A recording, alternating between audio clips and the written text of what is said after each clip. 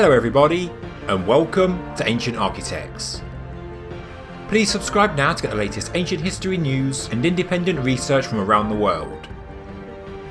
Last year I made a video about the claims that the pyramids of Khafre and Menkaure were both enlarged at some time in their history, a claim that I still stand by many months later. Whether they were mastabas turned into pyramids or smaller pyramids transformed into larger ones, we can never really know for sure. And when such an enlargement was done is also unknown and is therefore open to speculation and debate. Some people think they were enlarged, rebuilt or renovated in the 4th dynasty. Others say it was the 18th dynasty when Giza came into the spotlight once again. There is also another train of thought that says the enlargement actually took place in the Saite Period, the 26th Dynasty. This more extreme view claims that the Great Pyramid, as well as the pyramids of Khafre and Menkaure, was enlarged and effectively built between 687 and 520 BC. And this much later date shouldn't really be laughed at, because it would actually explain some of the anomalies that surround the Giza Plateau. Iron was available in the 6th and 7th centuries BC, and technology had also advanced a great deal compared to the Old Kingdom times. There were tools that could cut granite because humanity was no longer in the Copper and Bronze Ages.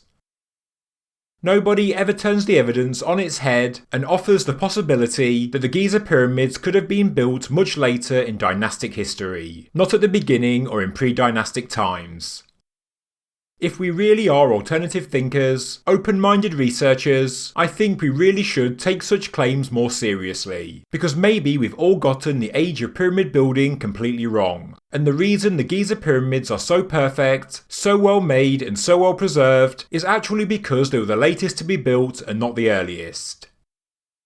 To watch the first video I made on this idea, click the link below in the description, where I present the evidence for the claims that the lesser two pyramids, that of Khafre and Menkaure, certainly seem to have been enlarged at a later date in dynastic history. At the start of that video that I made in July 2019, I did raise the possibility that the Great Pyramid could actually be a Saite Period rebuild. But I also said I didn't believe it. But now I really am questioning everything. Because we know that Giza underwent tremendous rebuilding work in both the 18th and 26th dynasties. Just look at the work that was done on the Great Sphinx, which I personally think was transformed into a lion in the 18th dynasty, by people digging down and adding masonry to create the legs. I go into this in more detail in other videos that I've linked below. The idea that the Great Pyramid was enlarged in later dynastic history is something rarely discussed because to most people it's a crazy idea. People will often say, of course they're ancient, they're pre-dynastic, and many state that they're thousands and thousands of years older than dynastic history, but this idea does lack any supporting evidence.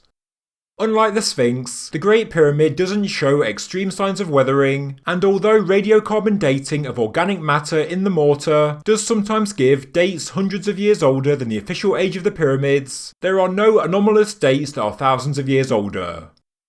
There are also some fundamental questions that we need to ask about the Giza pyramids, such as why were the pyramids never depicted in any art before the 18th dynasty? Why are ancient references either non-existent or extremely cryptic and are therefore open to interpretation? Maybe it's because during the Old Kingdom, these structures were in an earlier, smaller and less significant phase and were nothing particularly special or unique, just small Old Kingdom pyramids or mastabas, actual burial places of the old kings. As I say in many of my videos, the key to understanding Giza isn't interpreting the obvious, it's interpreting the anomalies. Understand the anomalies and we understand Giza. And just because the textbooks say that Giza is a 4th dynasty Old Kingdom necropolis, we cannot underestimate the volumes of work that were done to the site in the Middle and New Kingdoms as well as the Saite Period. From about the 7-minute mark on my previous video, I explain why it looks likely that the Khafre and Menkaure pyramids were rebuilt, and I still think this evidence is compelling, and I will therefore urge you to re-watch it after this video. So let's look at the Great Pyramid in more detail, a structure that is clearly riddled with anomalies, and there are also a number of ways to interpret the evidence that is used by experts to say that this is an Old Kingdom structure. And what is this evidence? Well, as I discussed in a previous video, Graham Hancock and John Anthony West both attest that the Khufu graffiti in the relieving chambers of the Great Pyramid is legitimate, because after shining a torch between a small gap between two huge granite blocks, they discovered that the graffiti continues on, meaning that Howard Weiss could not have painted between these blocks in the 19th century. Hancock released a statement saying the Khufu graffiti is not a hoax, and was painted before the huge granite blocks were put in place. West and Hancock had no reason to lie or hide the truth. In fact, if they came away from the pyramid and said that it was inconclusive, that would probably benefit book sales. It was harder to come away from the pyramid and admit that yes, the Great Pyramid does look to have been built by the Pharaoh Khufu. But there is another explanation for this graffiti. What many people don't know is that the Cult of Khufu was huge, and it lived on way after his death, through the Middle and New Kingdoms and all the way up to the 26th Dynasty and beyond. Just because Khufu's name is painted on stone doesn't mean it has to have been done during his reign. The pyramids could have been built far later in history to pay homage to Pharaoh Khufu, and the builders of the 18th or 26th dynasties could have painted his name onto the granite blocks before laying them down. The paint does say Khufu's name, but to my knowledge, this paint has never been radiocarbon dated, and it could therefore date to any era since Khufu's reign. People today graffiti and etch the name of Jesus onto more modern structures, but this doesn't mean they date back 2,000 years. It's just that the cult of Jesus, aka Christianity, lives on. And Egyptologists know that the cult of Khufu lasted for more than 2,000 years after his death. As the BBC website says, the funerary cult of Khufu was still followed in the 26th dynasty, and he became increasingly popular during the Roman period. So why didn't the 18th dynasty Egyptians, the Saite kings, the Greeks or the Romans build the Great Pyramid? How do we know they didn't? What other evidence is there? This whole video is built from circumstantial evidence, I admit that, but so is every single theory on the true age of the Great Pyramid. And whether you're an Egyptologist or not, it is hard to give a robust answer that doesn't contain some questionable flaw. For example, the Queen's Chamber of the Great Pyramid is a huge anomaly for Egyptologists. Why is there a secondary so-called burial chamber in the Great Pyramid? Furthermore, why doesn't it have its original floor, and where is the sarcophagus if it is, as we are told, an old burial chamber? And another thing, why were the so-called air shafts closed up on the inside? Why did they never extend to the outside edge of the pyramid? Why were they covered from the inside of the chamber with blocks? The ones in the King's Chamber were not, and this chamber also has a complete granite floor and sarcophagus. You could explain the Queen's Chamber as being part of the internal structure of the original smaller pyramid or mastaba that once stood here, maybe during the Old Kingdom before it was enlarged into the Great Pyramid. As per this diagram, the Queen's Chamber was probably situated at the base of this long-lost original structure that is now incorporated into the Great Pyramid. As I hypothesised in a previous video, the Queen's Chamber and horizontal passageway may have actually been built into the bedrock, inside the Inselberg that the Great Pyramid is built on. We know that there are many sand-filled cavities around the Queen's Chamber, and this fine quartz sand may have been used to fill gaps between the masonry and the bedrock to create a more solid structure. The Queen's Chamber is also very similar in appearance to the original burial chamber in the Khafre Pyramid, before that too was closed up and the pyramid was enlarged. It is also very similar to other Old Kingdom burial chambers, as you can see here. The current floor of the Queen's Chamber is sloped and uneven, and would have certainly had a finishing layer on top, most likely polished granite slabs, but where are these now? They must have once been there because this explains the step in the horizontal passageway. There is a step because this is where the missing floor slabs would have once started. Add the original floor into part of the horizontal passage and also the Queen's Chamber, and the entrance is a standard 2-cubit square shape. It is universally agreed that the floor is missing. There seems to be no obvious way to remove the floor slabs without smashing them up inside the chamber, because the passageway is too small. But why would you remove them anyway? Unless of course they were reused to create the floor and walls of the King's Chamber, and could therefore have been moved when the pyramid was rebuilt and enlarged. The Queen's Chamber niche would have certainly housed a cast statue to look into the Queen's Chamber, which would have been situated in what people call the pipe, which runs out of the back of the niche and was crudely excavated further in more modern times. It is likely that a block was put into this pipe with a small hole cut into the stone so that the eyes of the cast statue could peer out.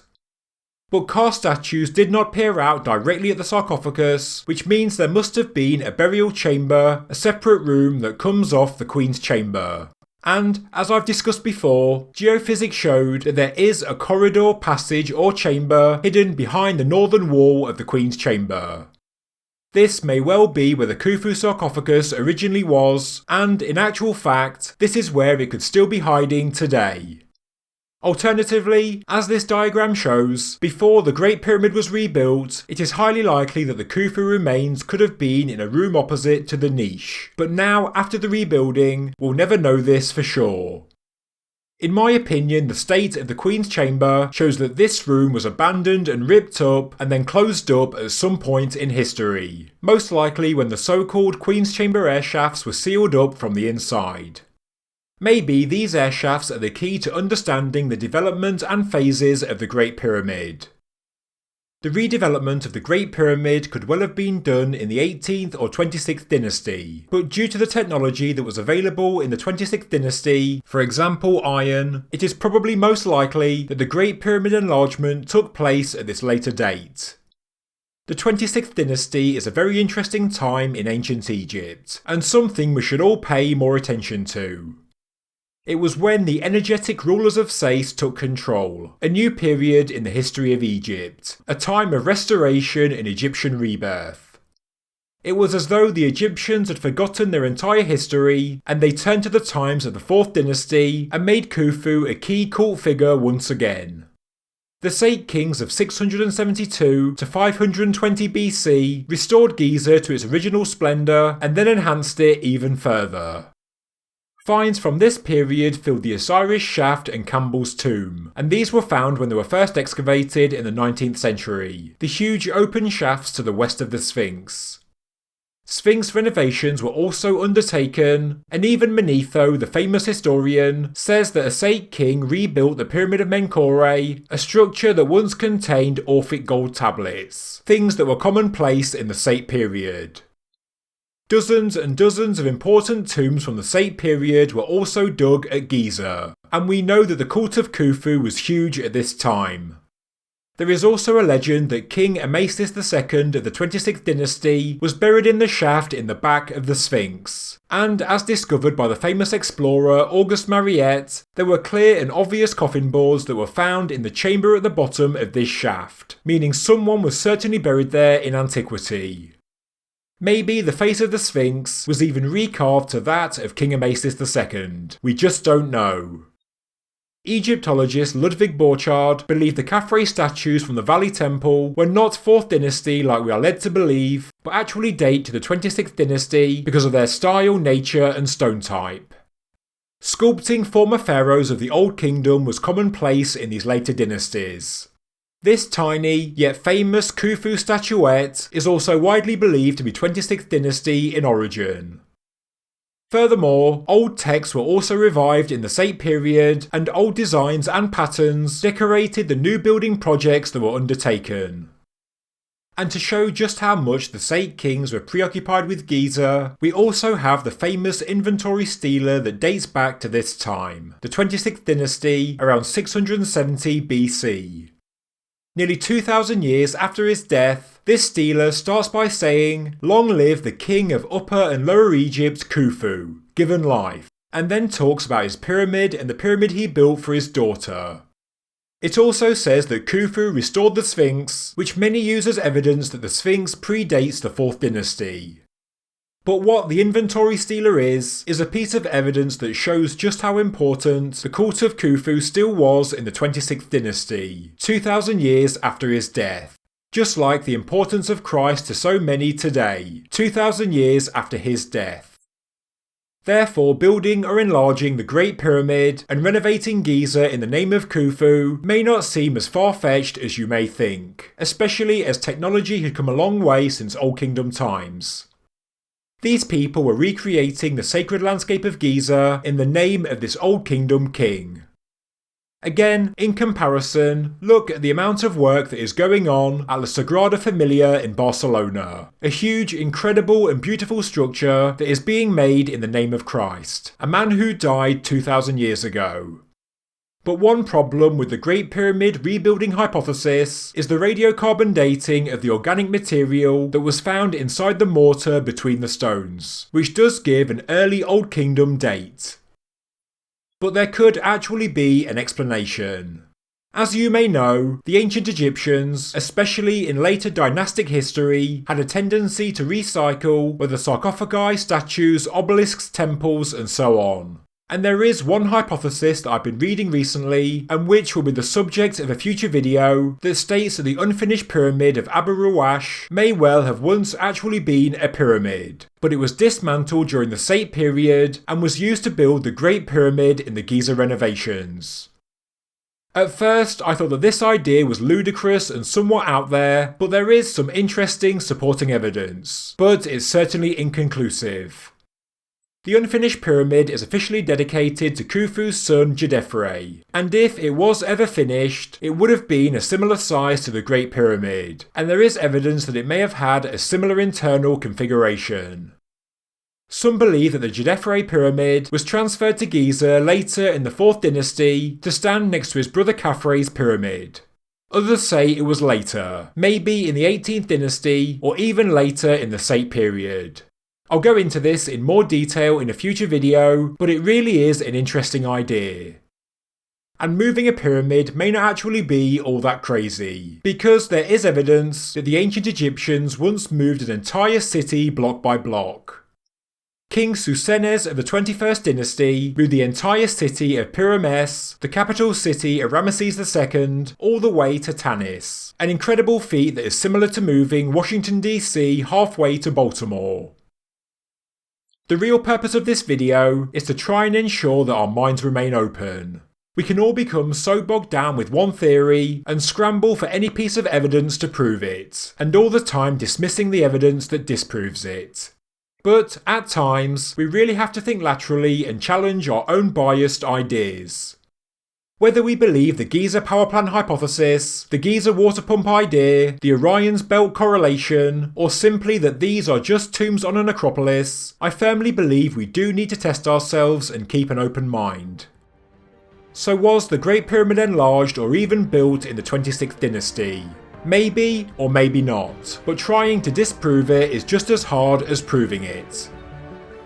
Thank you very much for watching this episode of Ancient Architects. If you enjoyed the video, please subscribe to the channel, please like the video, and please leave a comment below. Thank you very much.